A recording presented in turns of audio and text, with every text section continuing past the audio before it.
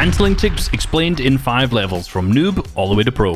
If you hold jump button, you will mantle. If you want to stay on top of the wall, one thing that you can do is turn to the left while you're mantling and you'll stay on top of this rather than mantling straight over. Now we don't have to spend any more time on the noob tier. One of the most important parts of mantling is ensuring that you're not seen when you do it. And the most simple way to do this is to always mantle onto a cone rather than a floor. The amount of players that I fight in realistic 1v1s and builds, wherever it may be, even just arena, that just mantle onto straight floors and get one pumped is astronomical. So this is a mistake that a lot of people are making. Quite simply, if you're just going to mantle onto a floor above you, ensure you've placed a cone because this will keep you hidden much better than if you just place a floor. For the average player, there's a lot of really cool mantling strategies that you can utilize in your gameplay. Now, the easiest way to retake high ground from another player is to wait for them to drop onto your box, onto your wall, and then just go another side and retake height at that time. So if you're boxed up down below, waiting for an opponent to drop onto your wall, when you hear them start to lower down and get onto that wall on the front side, you can just edit out the backside, mantle up, and take an easy shot on them.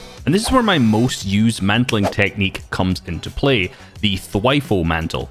So everyone knows a thwifo cone, where you jump, you place a bunch of walls behind you and a cone above you. This protects you from a player who is behind you and allows you to build away from opponents as you build up. So this is a very OG technique of retaking high ground. However, if you do a thwifo cone, actually at the tip end of this, you can mantle on top of that, hiding behind the cone. And now this is a strategy that if a player is right behind you, they almost never see coming. This is undoubtedly one of the most useful mantling techniques there is out there, and I would highly recommend practicing this. Now, of course, the direction in which you do the thwifo will be the direction in where your opponent is, so it's not going to always be directly behind you. In this example here, just pretend there's a player on this wall in front of me, and I'm going to go out to the right-hand side of this box.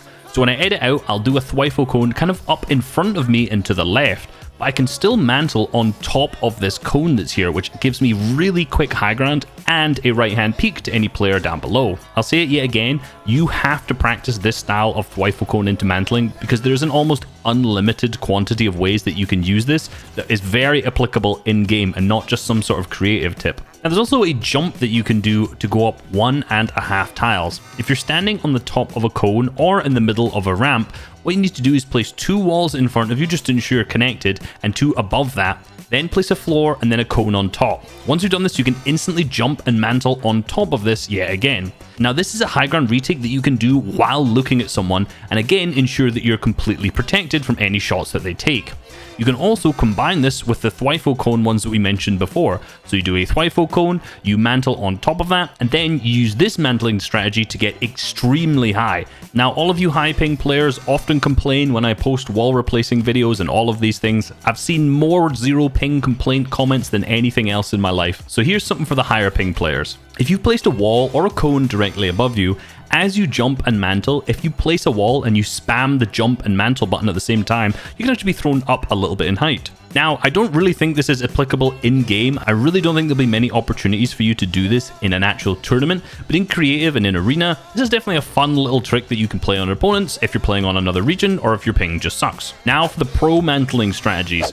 Interestingly enough, I think this is actually probably the most simple mantling strategy there is, however it's also the most effective. In this clip you're going to see Lucy do this from the opponent's perspective. This is actually really simple to do. You simply drop off the ledge by walking backwards, shoot, and then mantle straight back up. Once you've fallen off the ledge, I would stop walking backwards because if you go too far back, you're not going to make the mantle. So basically you just walk off backwards, don't hold any buttons, shoot, and then hold your mantle bind. This is a super useful strategy to learn, but it's actually quite easy to implement in your gameplay. The reason this is so useful is because when we saw in the Lucy clip, while he fell down there, his character was almost not visible at all, and this is even worse in laggier lobbies. So I would highly recommend just practicing this on a region that isn't your own, so say you're on like 70 to 100 ping or something like that, because this will give you an accurate representation of the timing that you need to do in actual tournaments to pull this off. I would also really recommend doing this on more of the left-hand side of the floor because your character won't body block you as much, giving you more visibility and an easier chance to hit the shot. If you made it this far, don't forget to like and subscribe.